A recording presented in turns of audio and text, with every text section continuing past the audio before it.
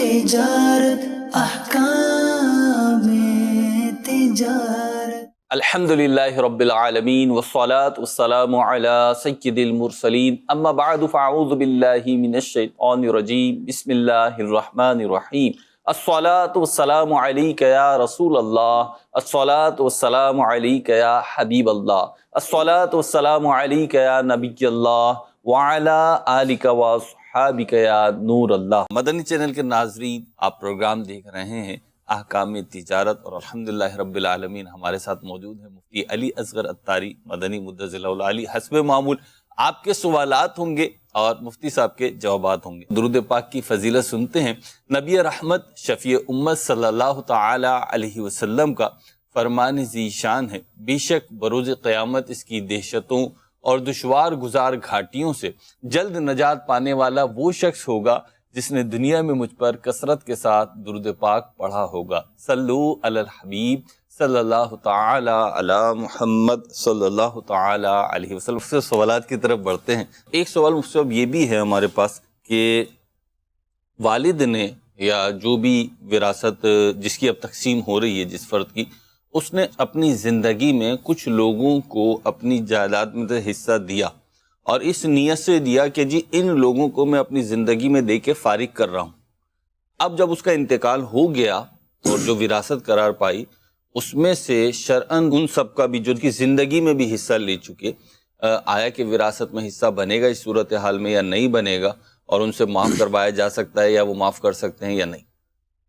دیکھیے، وراثت ایک ایسا معاملہ ہے جس کو فقہا کہتے ہیں کہ جبری حق ہے، یعنی وارثین کے نہ چاہتے ہوئے جیسے ہی فوتگی ہوئی اس کے جو بھی وارث بنے آٹومیٹکلی جو ہے ان کی ملکیت ثابت ہو گئی. تو وراثت ایک جبری حق ہے، اللہ کا بنایا ہوا حق ہے، اللہ کا دیا ہوا حق ہے. اس حق میں کوئی بھی شخص تبدیلی نہیں کر سکتا. ٹھیک. تو یہ کہنا کہ بھئی اب لے لو، میرے مرنے کے بعد کچھ نہیں ملے گا، اگر تو اس کا یہ مطلب ہے کہ بھئی میں زندگی میں سب کچھ دے کے جا رہا ہوں، میری ملکیت میں ہوگا ہی نہیں، تو کہاں سے ملے گا؟ ٹھیک ہے، وہ تو کلیئر ہی ہو گیا مسئلہ. تو یہاں تو کوئی بڑی پرابلم نہیں ہے. ٹھیک ہے، جبکہ اس نے عدل کے ساتھ، انصاف کے ساتھ اب جو ورثہ ہیں اس میں تقسیم کیا ہو. ٹھیک ہے. دوسری صورت یہ ہے کہ کچھ کو زندگی میں دے کر فارغ کر دیا اور یہ توقع ہے کہ جب میں مروں تو میرے مال پر ان کے لیے ترکہ جاری نہ ہو. یہ نہیں ہو سکتا. جو وراثت کا مفہوم، جو تشریح، جو نظام قرآن نے ہمیں دیا ہے، اس کے مطابق جب مورث کی فوتگی ہوگی جو بھی وارث موجود ہوں گے انہیں ان کا حق ملے گا، سوائے یہ کہ بالغ ورثہ یہ کہیں کہ ٹھیک ہے ہمارے والد نے جو کیا ہم اس پر راضی ہیں. یہ راضی رہنا ایک سیٹلمنٹ ہوگی. ٹھیک ہے، یعنی ان کا حق تھا، ٹھیک ہے، انہوں نے جو ہے نا وہ یہ لوگ وڈرا ہو گئے، ٹھیک ہے، یا وہ لوگ وڈرا ہو گئے ان کی مرضی سے. تو یوں جا کر تو ہو سکتا ہے، ورنہ ایک طرح سے یہ نظام بنانے کا کوئی فائدہ نہیں ہے. یعنی مورث کی طرف سے لگائی گئی کسی باؤنڈنگ کا فائدہ نہیں ہوا. ٹھیک ہے. کال کی طرف بڑھتے ہیں اور پہلی کال شامل سلسلہ کرتے ہیں. جی جناب. میرا مفتی صاحب کی بارگاہ میں یہ سوال ہے کہ بعض اوقات سیل مین ایسا کرتا ہے تجارت میں کہ جتنی زیادہ چیزیں بیچو گے اتنا زیادہ پیسے ملیں گے. مثال کے طور پر اگر میں 10 چیزیں بیچوں گا تو اس حساب سے مجھے اتنے ملیں گے، یعنی دہاڑی بیسس پر. کیا یہ درست ہوگا یا یہ اجرت طے کرنا ضروری ہوگی؟ کیونکہ اس کے لیے تو ہم کو سارا دن کام کرنا پڑے گا، ورنہ ہم اجارہ ہوتا ہے تو بھائی 10 گھنٹے 4 گھنٹے 5 گھنٹے، ورنہ جو ہے وہ ساری زندگی کام کرتے رہیں، اگر نہ بکے چیز تو ہمیں پیسے نہ ملیں. تو کیا یہ کون سی اجرت کہلاتی ہے؟ اس حوالے سے بھی ارشاد فرمائیں. ان کے گفتگو سے ظاہر ہے کہ یہ تنخواہ پر نہیں ہے، نہ ہی پورا دن کا جو ایک ڈیلی ویجز کے طور پر دیا جاتا ہے معاوضہ، اس پر بھی نہیں ہے، بلکہ جتنا کام کریں گے اتنی اجرت ہوگی. تو یہ تو دیکھیے محنتانہ ہی ہے، اجرت ہی ہے. کمیشن کا نام تو نہیں دیں گے اس کو ہم. عام طور پر فیکٹری میں ہوتا ہے کہ پر پیس آپ میکنگ کریں گے اتنے پیسے آپ کو ملیں گے. تو اسی طریقے سے گاہک کو کنونس کرنا اور چیز بیچنا یہ بھی ایک محنت کا کام ہے. تو اس محنت پر یہ محنتانہ مل رہا ہے کہ اگر آپ سودا کروانے میں کامیاب ہو جائیں گے تو ٹھیک ہے. تو یہ بڑا اچھا حل ہوتا ہے ان رکھے ہوئے منہ والے سیلز مین کا. گاہک جن کے پاس جائیں، نہیں بھائی نہیں ہے، نہیں جاؤ جاؤ، ٹھیک ہے.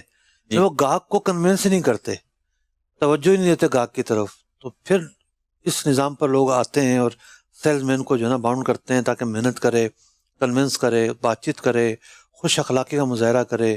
تو یہ ایک طریقہ ہے لوگوں کا، اس طریقے پر عمل کرنے میں کوئی حرج نہیں ہے. صاحب جیسے انہوں نے سوال میں ایک اپنا ایک کے لیجیے اشکال وارد کیا ہے کہ اگر سارے دن میں یا ساری زندگی میں کچھ بکے ہی نہ تو پھر کیا کریں؟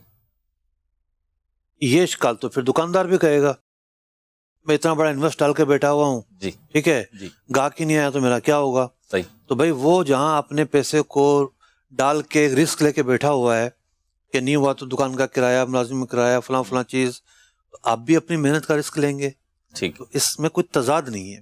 ٹھیک، مجھ سے کوشش کریں گے تو ہو ہی جائے گا. دنیا جی ہاں. بہت بڑے پیمانے پہ یہ کام بھی ہو ہی رہا ہے. صحیح. ٹھیک ہے، اگلی کال دیجیے جناب. میرا احکام تجارت میں مفتی علی اصغر اتاری صاحب سے سوال عرض یہ ہے، حضور کرانہ وغیرہ کی سٹور پر کچھ آئٹمیں ضرور ایسی ہوتی ہیں جن کا ویٹ پورا نہیں ہوتا، چائے کی پتیاں، سرف وغیرہ، ان کے ویٹ آج کل تو بہت زیادہ کم ہو رہے ہیں، تو کسٹمر اکثر ضد کرتا ہے ہمیں آدھا کلو چیز دو، پاؤ چیز دو، لیکن اس میں 50 گرام 70 گرام وزن کم ہوتا ہے. کیا ہر آئٹم کا وزن بتانا ضروری جو کسٹمر پوچھے بھئی آدھا کلو چیز ہے یا کلو چیز ہے؟ کچھ کسٹمر تو ان کو بتایا جائے بھئی وزن کمپنی نے کام کیا سمجھ آتی ہے، لیکن کچھ ایسے کسٹمر ہوتے ہیں جو ضد کرتے ہیں نہیں بھی ہمیں تو پورا وزن ہو، لیکن پورا وزن ہوتا ہی نہیں، ریٹ اوپر انہوں نے پرنٹ لکھا ہوتا ہے جس پہ ہمیں وہ ریٹیل سیل کرنا ہوتا ہے. حضور اس کے بارے میں کچھ ارشاد فرما دیجیے. یہ تو دیکھیے بڑی خطرناک بات ہے کہ اگر چائے کی پتی پہ لکھا ہوا ہے کہ 400 گرام ہے اور وہ 400 گرام نہیں ہے تو گاہک کا تو حق متاثر ہو رہا ہے. آپ 400 گرام کے اس سے پیسے لے رہے ہیں تو اس کا رائٹ بنتا ہے کہ وہ 400 گرام کا تقاضا کرے. اچھا، اب گرام پر بھی بڑے عجیب انداز میں کھیلا جا رہا ہے میروز بھائی. جی لکھیں گے 450 گرام، ٹھیک ہے، اچھا 70 گرام، ٹھیک ہے. یعنی وہ ایک ہوتا ہے راؤنڈ فگر، جی اس راؤنڈ فگر سے کم بنا رہے ہیں. 900 گرام، جی مطلب ایک رواج یہ تھا کہ لوگ کلو خریدتے تھے، آدھا کلو خریدتے تھے. جی ہمارے یہاں جو حساب تھا وہ 250 گرام ایک پاؤ جسے ہمارے جی. یہاں کہتے ہیں، پھر 500 گرام آدھا کلو، ایسا ہی تھا. یا پھر 1 کلو 1000 ملی گرام. ایسا ہی ہے. اب جناب 900 گرام، جی. تو ٹھیک ہے آپ نے پرنٹ کر دیا، بری ذمہ ہو گئے، ہوں. گاہک کو پتا ہے کہ جناب یہ 900 گرام ہے، لیکن اس کا کیا مطلب ہے کہ 900 گرام لکھ کے بھی آپ 900 گرام نہ دیں؟ جتنا لکھا ہے اتنا تو آپ کو دینا پڑے گا. ٹھیک. مجھ سے ایک سوال ہے ہمارے پاس. سوال یہ ہے کہ والد صاحب نے سودی قرض لے کر مکان بنایا تھا. اولاد سوال پوچھ رہی ہے کہ والد صاحب نے سودی قرض لے کے مکان بنایا تھا لیکن ہمیں معلوم نہیں تھا، اور والد صاحب کا ہو چکا ہے انتقال، تو جس مکان میں رہتے ہیں یہی سودی قرض لے کے بنایا تھا. تو دو باتیں ہیں، ایک تو یہ کہ اس مکان میں ہمارے لیے رہنا جائز ہوگا یا نہیں، دوسرا اس کی تلافی کیا ہوگی، اور تیسرا سوال میں کر رہا ہوں، یہ والد صاحب کے ساتھ کیا خیر خواہی کر سکتے؟ دیکھیے، جب کوئی شخص سودی قرضہ لیتا ہے، سود ایک ناپاک چیز کا نام ہے. سود کی جو رقم ہوگی وہ مال خبیث کہلاتی ہے. لیکن جب کوئی شخص قرضہ لیتا ہے تو اس قرضے میں جو اس نے رقم لی ہے وہ تو پاک رقم ہے. اب یہ جب سود ادا کرے گا، جو اضافہ دے گا وہ ناپاک رقم ہوگی. یعنی جس ادارے نے، فائنینشیل ادارے نے سودی قرضہ دیا تو قرضہ تو پاک رقم ہے، لیکن اس پر جو اضافی مثال کے طور پر 10 لاکھ روپے لیے اور 11 لاکھ روپے لوٹائے، تو جب لوٹائے گا تو 1 لاکھ روپیہ سود کی مد میں لوٹایا، وہ ناپاک رقم ہے. تو گھر چونکہ قرض کی رقم سے بنا ہے، قرض کی رقم پر پاک رقم کا ہم نے حکم لگایا ہے، تو وہ گھر جو ہے نا کسی طریقے سے اس میں کوئی ناپاکی، کوئی گناہ اس میں شامل نہیں ہوا. گناہ شامل ہوا ہے والد صاحب کے عمل کے ساتھ، کہ ان کا جو عمل تھا، ان کی جو ایکٹیویٹی تھی وہ ایک سودی معاہدہ کرنا تھا، پہلا گناہ. پھر سود جب دیا تو یہ دوسرا گناہ. تو یوں ایک عملی طور پر وہ سودی غلطی کے مرتکب ہوئے، سود دینے کے مرتکب ہوئے اور گناہ گار ہوئے. اگر وہ زندہ تھے تو توبہ کر لی تو تلافی ہو گئی، اور اگر توبہ کیے بغیر انتقال ہو گیا، اب ان کے لیے دعائے مغفرت کرنا ہی ہمارے پاس واحد حل ہے کہ ہم ان کے لیے دعائے مغفرت کریں. نیک اولاد کی شفاعت بھی ہوتی ہے. مثال کے کوئی حافظ قرآن ہے، ٹھیک ہے، وہ اپنی اولاد کی شفاعت کرے گا. کوئی عالم دین ہے، یا عبادت تو ریاضت میں اس مرتبے کو پہنچ جاتے ہیں آپ کہ آپ شفاعت کر سکتے ہیں جو اولیاء کو صالحین کو ملتی ہے، اختیار ملتا ہے، ورنہ عام حالات میں ہم صرف دعا استغفار کریں گے اور ان کو یاد رکھیں گے اپنی دعاؤں میں کہ ان سے جو کچھ غلطی اور خطا سرزد ہوئی اللہ رب العزت ان کے گناہوں کو معاف فرمائے۔ صاحب اگر کوئی جو سوال ہے وہ یوں ہے کہ ایک شخص جو ہے وہ شراب کا کام کرتا ہے، اس کے دوست احباب اسے سمجھاتے ہیں کہ یہ کام درست نہیں ہے، ناجائز ہے، حرام ہے، تم یہ کام چھوڑ دو اور کوئی حلال اور صاف ستھرا پیشہ اختیار کرو، تو وہ ایگری کرتا ہے کہ ہاں جی حلال نہیں ہے، حرام کام ہے، ناجائز کام ہے، لیکن اس میں آمدنی ہے، میں تھوڑا پروفٹ کما لوں تو پھر یہ کام چھوڑ دوں گا اور پھر کسی حلال کام کی طرف آ جاؤں گا۔ تو ان کے دوست کا سوال ہے کہ اب اس میں اس کے لیے کیا حکم ہے اور ہمیں کیا کرنا چاہیے؟ دیکھیے، آپ کو یہ کرنا چاہیے کہ آپ حق بات پر قائم رہیں۔ بعض لوگ منہ دیکھ کر کمپرومائز کر لیتے ہیں، یعنی شراب بیچنے کا کام ایسا کام ہے جس میں کمپرومائز کی کوئی گنجائش نہیں ہے، ٹھیک ہے؟ یعنی اب دیکھیے، یا کمپرومائز کیا ہو سکتا ہے؟ کمپرومائز یہی ہو سکتا ہے کہ اچھا چلو اتنا عرصہ آپ کو رعایت مل گئی، معاذ اللہ، ٹھیک ہے نا؟ کمپرومائز یہی ہو سکتا ہے کہ مطلب کیا کرنا چاہیے اور کیا نہیں کرنا چاہیے، کمپرومائز کی کوئی گنجائش نہیں ہے کہ اس مسئلے میں کوئی رعایت مل سکے، ٹھیک ہے؟ اب اگلا مرحلہ ہے ایک دائی کے آداب، یعنی جو نیکی کی دعوت دیتا ہے، ایک دائی ہے، خیر کی طرف بلانے والا ہے، اس کے آداب۔ اس کے آداب یہ ہیں کہ ایسے شخص پر مسلسل محنت جاری رکھے بندہ، حسن سلوک کے ساتھ پیش آئے اور ملتے جلتے وقت اچھے برتاؤ کا مظاہرہ کرے اور بارہا توجہ دلاتا رہے۔ تو یہ توجہ دلانے کا سلسلہ جاری رکھے، کسی بھی موقع پر یہ نہ کہے کہ اچھا ٹھیک ہے اتنے عرصے تو آپ بھلے کر لو پھر چھوڑ دینا۔ یہ کون ہوتا ہے رعایت دینے والا؟ شراب تو وہ معاملہ ہے کہ احادیث میں واضح الفاظ میں جو ہے اس کی بیع سے منع کیا گیا ہے، تو یہ کیسے ممکن ہے کہ مسلمان شراب بیچے؟ یہ مجھ سے کسی نے سوال کیا، چونکہ جو مسلمان رہتے ہیں ابروڈ کنٹریز میں، تو ہر سپر اسٹور پر کریانے کی دکان پر شراب بیچی جاری ہوتی ہے، ٹھیک ہے؟ تو کہنے لگے کہ لوگ کہتے ہیں جی بس ڈبے میں بند کر کے دے دو تو ٹھیک ہے۔ ارے میں نے کہا یہ کون سا اصول ہے؟ کل کو تم کہو گے اس میں کوئی لڑکی بند کر کے دو ڈبے میں تو بیچنا جائز ہو گیا۔ جو حرام ہے وہ حرام ہی ہے، دل کو منانے کے لیے کھلا بیچنا اور بند کر کے بیچنا، یہ اصول کہاں سے آ گیا جناب؟ صاحب ایک بات ہے، لاجیکلی سوچیں تو چیزیں بند کر کر ہی بیچی جاتی ہیں، ایسے کون جو ہے نا دے دیتا؟ یہ تو ہمارے ملک میں ہے نا، میں وہیں کی بات کر رہا ہوں، بات بھی تو وہیں کی ہے نا۔ وہاں کون بند کر کے دیتا ہے؟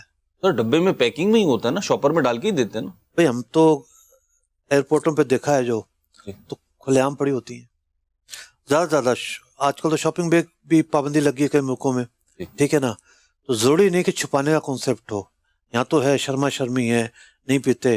تو چھپانا دو طرح نا، ایک ہے شرما شرمی کی وجہ سے، خوف کی وجہ سے، دوسرا ہے کہ اس کا تقاضا ہے، اس کی یعنی جسے کہتے ہیں پروٹوکول ہے، بلکہ معاذ اللہ میں مطلب ظاہر سی بات ہے الحمدللہ مجھے اس کے تجربات نہیں ہے، لیکن جتنا پڑھا نہیں، یہ پروٹوکول نہیں ہے، یہ پروٹوکول ہوتے تو بعض ایئر لائنز جو ہیں، پی آئی اے میں ایسا نہیں ہے، بعض جو غیر ملکی ایئر لائن ہے اس میں شراب آ کے پیش کی جاری ہوتی ہے، ٹھیک ہے؟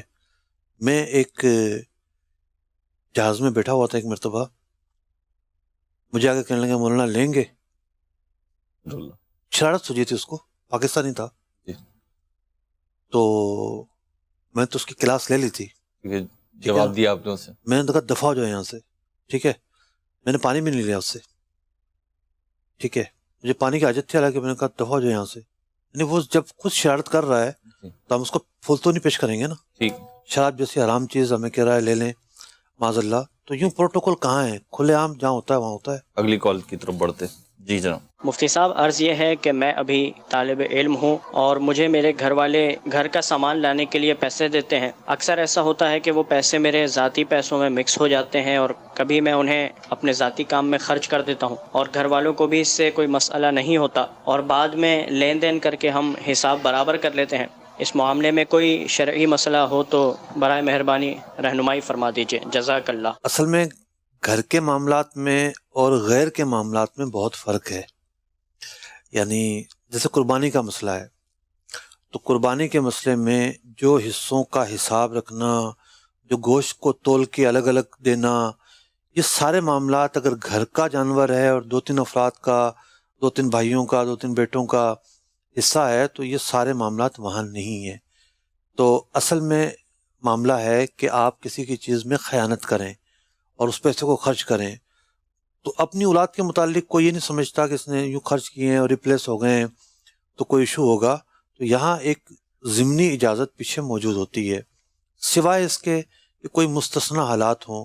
مثال کے طور پر کوئی اولاد ایسی ہو جو نشہ کرتی ہو، والدین وہاں سختی کر دیں اور پابندیاں لگا دیں، ان کی رضامندی شامل نہ ہو کسی بھی طرح پیسہ خرچ کرنے کی، وہاں ایک اور بات ہے. یہاں کوئی ایسا پہلو نہیں پایا جا رہا جس کی وجہ سے اس عمل کو غلط قرار دیا جائے. کوئی اور کرے تو پھر غلط قرار دیا جائے گا. ایک سوال ہے ہمارے پاس کہ ٹوکن کا آپ نے منع کیا ہے، احکام تجارت غالباً دیکھتے ہیں، اور یہ کہہ رہے ہیں کہ آپ نے یہ فرمایا تھا کہ ٹاپ لگانے کے حوالے سے سوال آیا تھا، اور آپ نے یہ ارشاد فرمایا تھا کہ اگر اس کے پاس، یعنی جو سیل ڈیلر ہے، اسٹیٹ ایجنٹ ہے، اس کے پاس اس پراپرٹی کو خریدنے جتنی رقم نہیں ہے تو یہ ٹوکن نہ دے، ایسا فرمایا تھا آپ نے. تو کہہ رہے ہیں تو جس کے پاس ہے، یعنی بالفرض 50 لاکھ روپے کی پراپرٹی ہے، لیکن یہ وہ 50 لاکھ روپے دینا نہیں چاہ رہا، البتہ اس کے پاس موجود ہیں، اگر دینا پڑ گئے تو یہ دے سکتا ہے، تو آیا یہ ٹوکن دے کر آگے فروخت کر سکتا ہے یا نہیں؟ دیکھیں، ہم نے منع یوں کیا تھا کہ ایک بندے کے پاس پیسے ہی نہیں ہیں، وہ اس امید پر لے رہا ہے کہ میں ٹوکن دے دیتا ہوں، آگے مجھے پارٹی مل جائے گی، میں اس کو بیچ دوں گا اور یہ ہے کہ معاملہ نمٹ جائے گا. تو دیکھیے، مسئلہ اس میں یہ ہے کہ اگر جو ان کا سوال ہے، ہم نے وہاں اس لیے منع کیا تھا کہ وہ اپنے آپ کو خطر پر پیش کر رہا ہے. جی. پارٹی نہیں ملی تو اس کا ضبط ہو جائے گا. معاملہ یہ ہے کہ جس کے پاس پیسے ہیں، پارٹی نہیں ملی تو وہ اپنے پیسے اس کو خرید لے گا، ٹھیک ہے، اس کے پیسے ضبط نہیں ہوں گے. جی ٹھیک ہے. اب صرف ٹوکن دیے ہوئے کو بیچنا، یہ ایشو ہے نا. جی. اگر تو وہ صرف پلاٹ ہے تو پلاٹ پر تو قبضہ کرنے کی ضرورت بھی نہیں ہے. ٹھیک ہے نا، شہر میں کوئی پلاٹ ہے تو اس کو قبضہ کرنے کی ضرورت ٹھیک ہے جی، فائل فلاں سوسائٹی میں فلاں بلاک میں فلاں نمبر پلاٹ ہے، ٹھیک ہے، تو اس کو بیچا جا سکتا ہے. صحیح. اگر کوئی جگہ ہے تو جگہ کی نوعیت واضح ہونا ضروری ہے کہ وہ مقدور تسلیم ہے یا نہیں ہے. بعض جگہوں پہ ممکن ہے قبضہ ہو، ٹھیک ہے، کوئی اور ایسا ایشو ہو، تو یوں جب ٹرانسفر ہوتا ہے نا ڈاکومنٹس وغیرہ، جی وہ ساری چیزیں کلیئر ہو جاتی ہیں. صحیح. اب اس جگہ کی پوزیشن کیا ہے یہ اصل میں دیکھا جائے گا. صحیح. اس کو دیکھ کے ہم کہیں گے کہ آگے بیچا جا سکتا ہے یا نہیں بیچا جا سکتا. کہ بعض اوقات یوں بھی ہوتا ہے کہ قبضہ ہوا ہوا ہے، پراپرٹی میری ہے اور میری پراپرٹی پہ قبضہ ہوا ہوا ہے اور میں نہیں چھڑا پا رہا ہوں قبضہ. ٹھیک ہے. کراچی میں تو ایسا دیکھنے سننے کو ملا ہے، تو میں چھڑا نہیں پا رہا اور میں فروخت کر رہا ہوں، اسی شرط پہ فروخت کر رہا ہوں کہ بھائی پراپرٹی یہ ہے، یہ ڈاکومنٹس ہیں، لیگلی میں اس کا آنر ہوں، لیکن پرابلم یہ ان لوگوں نے قبضہ کیا ہوا، یہ چھوڑ نہیں رہا. تو بعض اوقات بائر جو ہوتا ہے اس کے پاس سورسز ہوتی ہیں خالی کرانے کی، تو وہ اسی بہاف پہ خرید لیتا ہے. اس میں سیلر کو فائدہ یہ ہوتا ہے کیونکہ قبضہ نہیں چھڑا پا رہا تو اس کی پراپرٹی ڈم ہو رہی ہے، تو یہ کچھ کم میں بیچ دیتا ہے، کچھ کم میں کیا، بعض اوقات بہت کم میں بیچ دیتا ہے. اور بائر کو فائدہ یہ ہوتا ہے کہ کم میں مل رہی ہے اور اس کے ریسورسز ہیں تو یہ خالی کرا لیتا ہے. تو ایسی صورت میں اس سودے کا، اس تجارت کا کیا ہوگا؟ دیکھیے، ایک اصول فقہ نے بیان کیا ہے کہ جو چیز آپ بیچ رہے ہیں جی، وہ اگر غیر مقدور تسلیم ہے، جی، یعنی اس کا ڈیلیور کرنا آپ کے لیے ممکن نہیں ہے، قبضہ آپ نہیں دے سکتے، تو اس کا بیچنا جائز نہیں ہے. صحیح. ایسی چیز کا بیچنا جائز نہیں ہوگا. ٹھیک ہے. تو مجھ سے اس کا ایسا حل نکالا جا سکتا ہے کوئی، کیونکہ ایسی بہت جائیداد ہے کہ جو خریدنا چاہ رہا ہے اس سے کوئی، ٹھیک ہے جی آپ نے خالی تو کرانا ہی ہے، آپ پہلے خالی کرا لو، خالی کرا دو، میرے لیے خالی کرا دو آپ، تو خالی ہو جائے گا تو قبضہ بھی ہو جائے گا، پھر اس نے تو لینا ہی ہے نا قبضہ. دیکھیے مہروز بھائی، بات یہ ہے کہ ہم یہاں بیٹھ کر شریفانہ باتیں کرتے ہیں، ٹھیک ہے، جو ہمارا منصب ہے، جو ہماری دیانت ہے، جو ہمارا کام ہے، ٹھیک ہے، لیکن معاشرہ اتنا شریف نہیں رہا. مطلب بہت سارے لوگ شریف ہیں الحمدللہ، ایک اکثر لوگ شریف ہیں، معاشرے میں بڑا بگاڑ آ چکا ہے. ٹھیک ہے، یعنی معاشرے کے کچھ لوگ صرف مفاد پر چل رہے ہیں. بعض مذہبی اولیاء کے لوگ بھی ہوتے ہیں ممکن ہے وہ مذہبی حلیت سے بھی تھوڑا آگے بڑھ کر ہوں، ٹھیک ہے، یعنی بعض تو ایسے کیس بھی رپورٹ ہوئے ہیں کہ مسجد بنا کر بیچ گئے، استغفر اللہ، ٹھیک ہے، مطلب مسجد بیچتی، حیران ہم، مسجد کو بیچنے کی چیز ہوتی ہے، ہیں؟ ایسے بدبخت لوگ بھی ہوتے ہیں، ٹھیک ہے، جی تو ہوتا یہ ہے کہ ہم نے تو ایک مسئلہ بتا دیا، جی اب یہ کیسے خالی کریں کیسے خالی نہیں کریں، ہمیں سے کیا سروکار ہے، ٹھیک ٹھیک ہے نا. ٹھیک اس طرح کے معاملات میں یعنی لڑائی میں کوئی اصولوں پر عمل کرے، جی اللہ کا ولی ہوگا کہ جو لڑائی میں اصولوں پہ عمل کرے. تو یہاں تو بدماشی کا معاملہ ہے، ٹھیک ہے، ایسے ہی تو کون سے اصولوں پہ عمل کریں گے؟ کرنا چاہتے ہیں تو آ جائیں، ہم اخلاق و آداب شریعت کی تعلیمات بتائیں گے، بالکل بتائیں گے، ٹھیک ہے، یہ معاملہ ہے. ٹھیک ہے.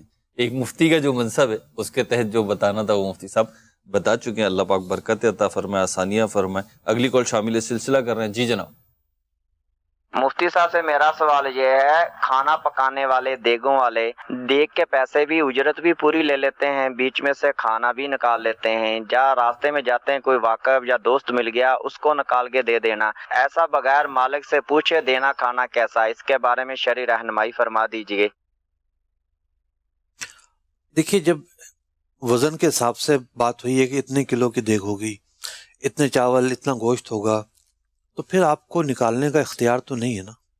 آپ کو اپنے ملازموں کو دینی ہے، رشتہ داروں کو دینی ہے، تو الگ سے پکا لیں بھائی، اس کا وزن تو کم نہ کریں. کچھ بہت ہی محدود سطح کا استثناء ہو سکتا ہے، جیسے بعض اوقات جو ہے وہ لیبر دیگ چھوڑنے آتی ہے، تو اب وہ کھانے کا ٹائم ہے، ان کو کسی نے بٹھا دیا یا مالک نے ان کو کہہ دیا ابھی ان کو کھانا کھلا دیجیے گا، تو سامنے والے کو برا بھی نہیں لگتا، ورنہ تو استحقاق تو اس کا بھی نہیں ہے، اس کے اوپر کوئی لازمی نہیں ہے کہ ان کو نکال کے دے گا. جی.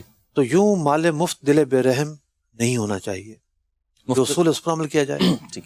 مفتی صاحب ایک سوال آیا ہمارے پاس، اور سوال یہ کہ ہم نے 11ویں شریف کے لیے نیت کی ہے اور کچھ پیسے بھی جمع کیے ہیں، اس میں ہم وہ پیسے وہ رقم ایڈ کر سکتے ہیں جو ہم نے اپنی دکان پہ باکس رکھا ہوا ہے، باکس کا نام بھی لکھا ہے انہوں نے، باکس رکھا ہوا ہے، اور اس کے پیسے بھی اس میں شامل کر سکتے ہیں یا نہیں؟ برائے مہربانی ارشاد فرمائیں. باکس اگر کسی فلاحی ادارے کا ہے تو یہ کیسے استعمال کر سکتے ہیں؟ ٹھیک ہے. ٹھیک ہے. اچھا، میں نے بعض جگہوں پہ دیکھا ہے وہاں 11ویں کا باکس رکھا ہوتا ہے، ٹھیک ہے، ٹھیک. بعض مساجد میں بھی رکھا ہوتا ہے، جی.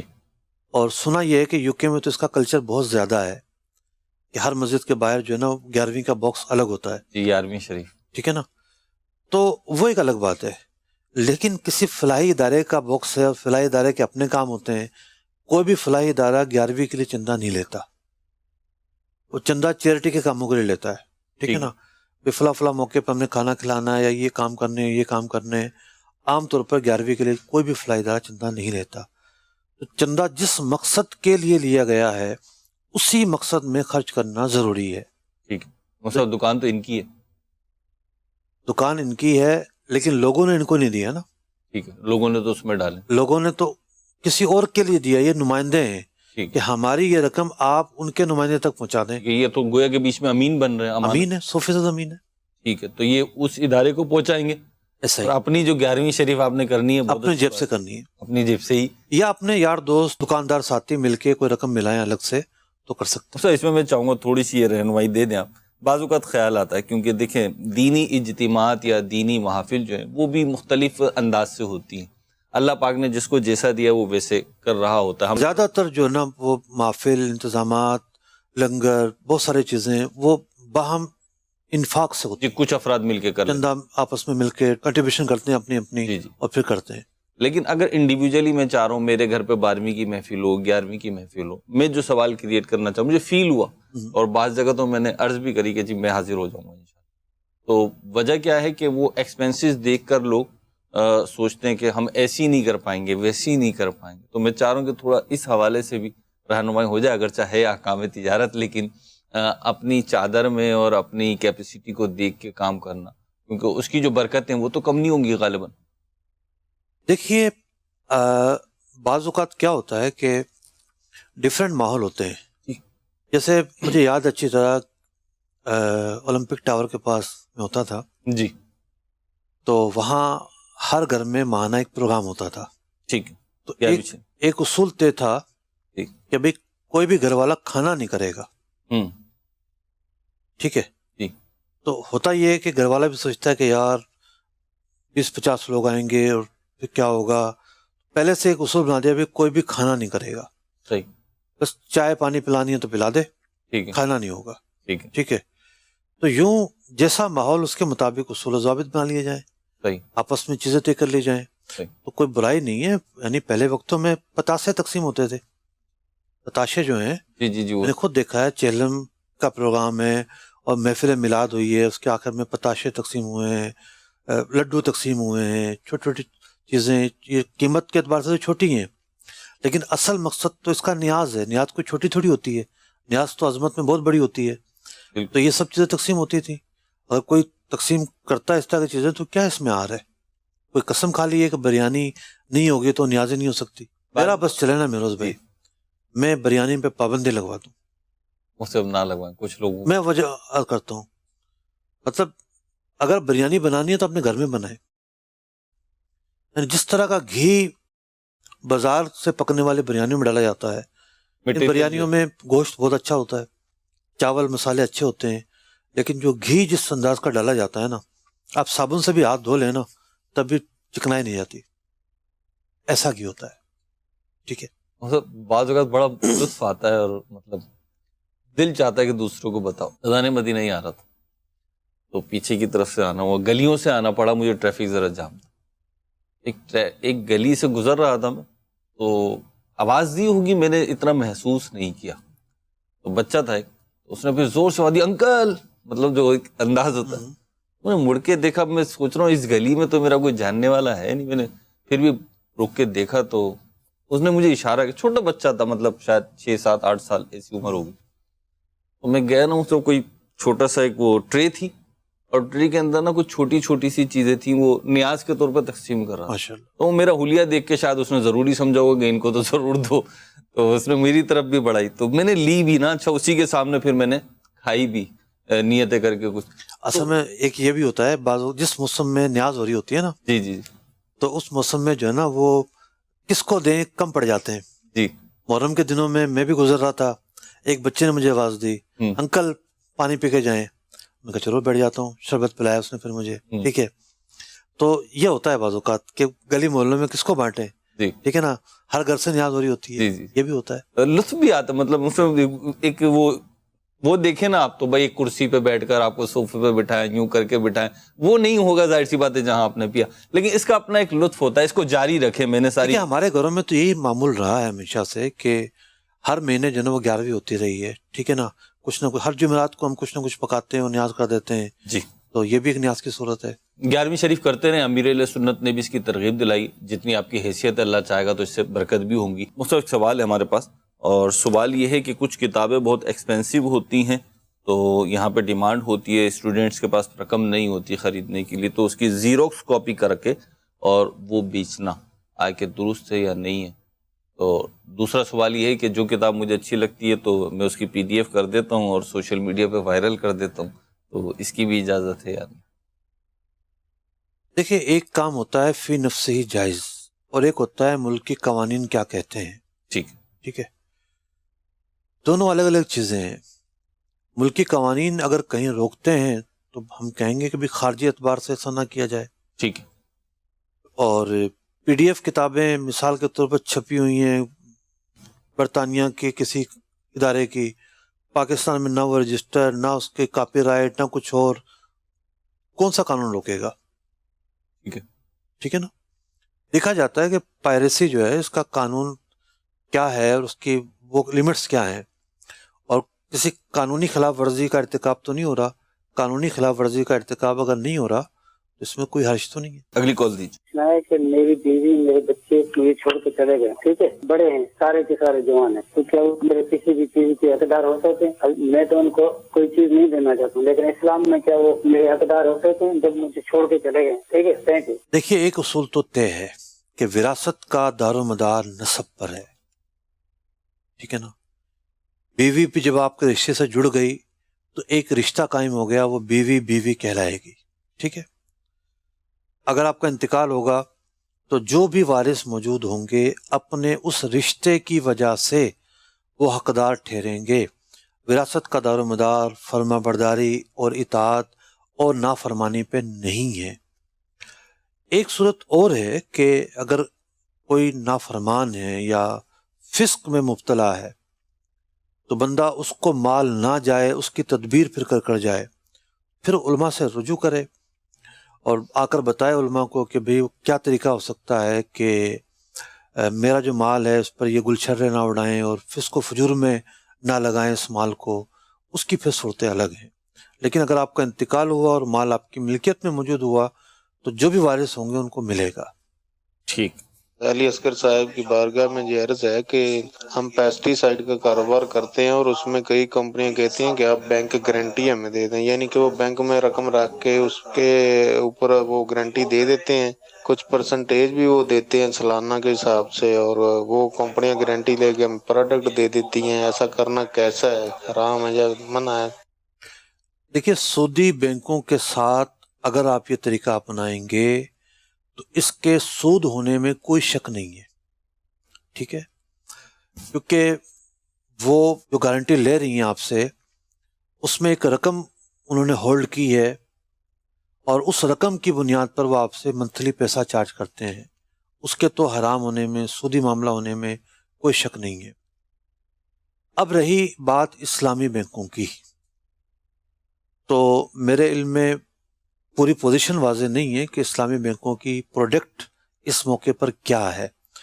آپ جو ہے اسلامی بینکوں سے رابطہ کر کے ان کی پروڈکٹ معلوم کریں, پھر دارالفتہ اہل سنت سے پوچھ لیں کہ بھئی یہ پروڈکٹ اسلامی بینک دے رہے ہیں متبادل میں, آیا کہ آپ کے نزدیک یہ کلیئر ہے یا نہیں. کیونکہ اسلامی بینکوں کی کچھ چند ایک پروڈکٹ ایسی ہیں جس سے ہم اتفاق کر لیتے ہیں اور بہت سارے پروڈکٹ ایسی ہیں جس سے ہم اتفاق نہیں کرتے. ٹھیک. مفتی ایک سوال ہے ہمارے پاس کہ ٹھیکیدار جو ہے وہ ٹھیکہ لیا اور جس وقت ٹھیکہ دیا اس وقت کام بھی طے ہو گیا, رقم بھی طے ہو گئی اور اس کا ڈیوریشن بھی طے ہو گیا کہ جی اتنے دن میں آپ یہ کام کر کے دو گے اور ہم اس کی اتنی رقم دیں گے. لیکن اکثر و بیشتر ایسا ہوتا ہے کہ بعد میں, اب یہ اکثر و بیشتر آپ دیکھ لیں یہ ایسا ہوتا ہے نہیں ہوتا, لیکن اکثر و بیشتر ایسا ہوتا ہے کہ بعد میں ٹھیکیدار یہ کہہ رہا ہوتا ہے کہ جی مجھے وارہ نہیں آ رہا, یا مجھے پروفٹ میں لاس ہو رہا ہے, یا مجھے لاس میں مزید لاس ہو رہا ہے, تو اس کی کچھ رقم بڑھا دی جائے. اچھا, اس میں پرائیویٹلی یہ ہوتا بھی یہ ہے کہ اکثر و بیشتر کچھ نہ کچھ رقم بہرحال بڑھ ہی جاتی ہے رونے دھونے سے نا, سامنے والا کہتا ہے کہ چلو اتنے نہیں تو اتنے تو کر ہی دو. تو یہ پرائیویٹ سیکٹر میں تو یہ ہوتا ہے, لیکن اگر وقف کے ادارے کے ساتھ بھی یہی معاملہ ہو تو اب کیا حکم ہوگا؟ دیکھیے, رولز کو فالو کرنا ہوگا. یعنی آپ نے جو معاہدہ کیا اس معاہدے کو پورا کرنا ضروری ہے فری کین پر. ٹھیک ہے. اس نے مٹیریل کے ساتھ اگر ٹھیکہ لیا ہے, ٹھیک ہے, تو مٹیریل کے ساتھ وہ اس کو پورا کرے. جو بھی قیمت طے ہوئی ہے اس قیمت میں پورا کرے گا. لاس ہو رہا ہے تو لاس ہو رہا تو اس کی قسمت ہے, اس نے کیوں کیلکولیشن غلط کی. ٹھیک ہے نا. اگر اس کے اندر ہوشیاری ہوتی تو وہ ایک ممکنہ جو قیمت رائزنگ ہے, پرائس رائزنگ, اس کو ایڈ کرتا ہو کہ ہو سکتا ہے اتنے فیصد قیمت اوپر ہو جائے. رسک فیکٹر کو دیکھتا ہو نا. اس نے ایڈ نہیں کی, اس کی اپنی غلطی ہے, اس نے ایک معاہدہ کیا ہے تو اس معاہدے پر برقرار رہنا اس کی ذمہ داری ہے. ٹھیک.